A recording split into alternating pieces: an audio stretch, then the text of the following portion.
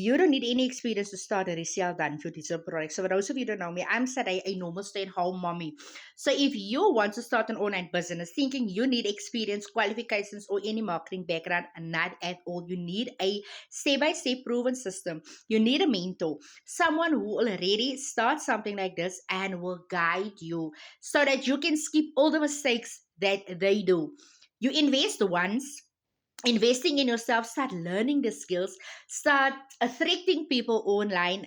With every sale making 100% profit. I'm a normal stay-at-home mommy who was at a point to give up my stay-at-home mommy lifestyle in order helping my overworked husband financially, until I discover a step-by-step blueprint that teaches me exactly how to make a daily pay in US dollars.